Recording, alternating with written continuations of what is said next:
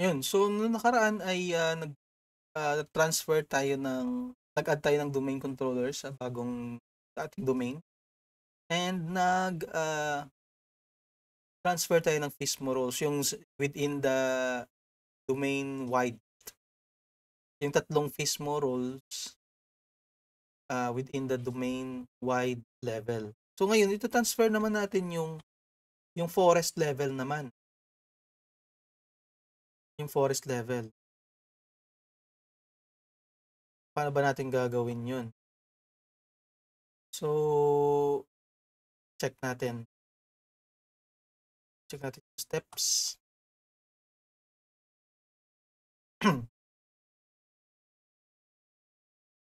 Okay, so unahin natin transfer check natin ulit kung ano yung ito siya, domain. Unahin natin transfer itong domain naming master.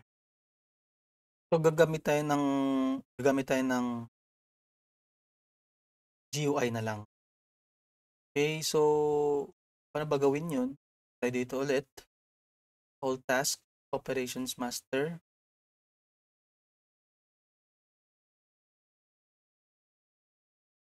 Oh, wala pala siya ditong domain naming master. So dito siya sa ating Active Directory Domains and Trust. Sorry na mali ako ng pindot. Domains and Trusts.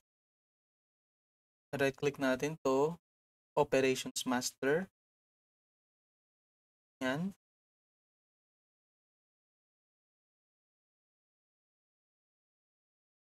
Dito siyang change.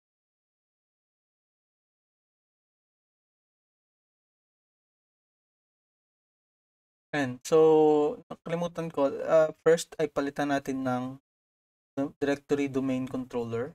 So, yan, pinalitan ko na. Select natin yung DC02. Okay. And then, Operations Master. And so, kanina kasi DC01 pareha. So, change natin to. Change. Click yes. Okay. Close. So, check natin.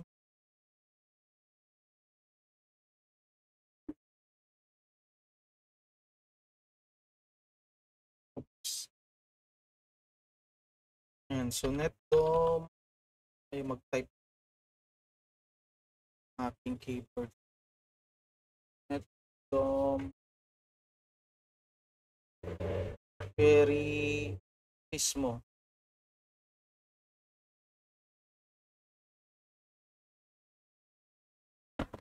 Ayan, so yung domain naming master ay napalitan na natin. So yung ganun yung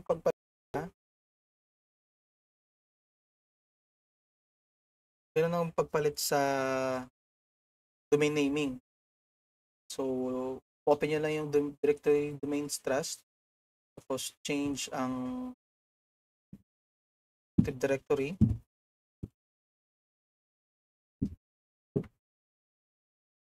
Change na lang to. And so tapos pwede na tayo operations master.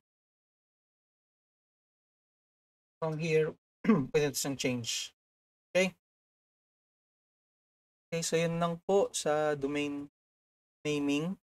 Ito yung medyo mahirap sa schema. So, paano ba gawin yung sa schema side? Una, i-register natin yung schema. So, first is yung DLL ng schema.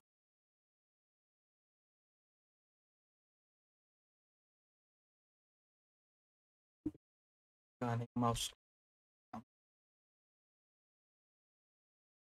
Ayan. So, register lang natin yung DLL ng schema. Reg SBR 32 CH GMP .dll. Sir, may issue yung aking yan. So, ayaw siya. May issue yung aking VM. So, gawin na lang natin siya sa PowerShell. So, paano ba siya sa PowerShell?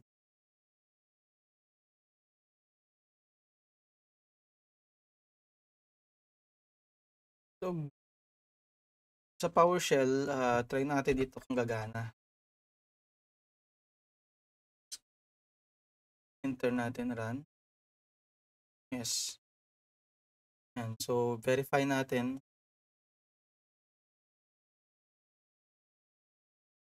Get, dito na lang natin i-verify. Get dash ad forest select object yung schema master saka yung domain naming master.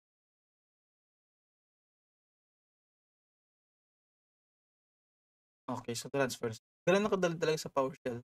Wala sana ipakita yung sa ano yung sa command prompt. Yung parang complicated. Pero check natin, verify natin.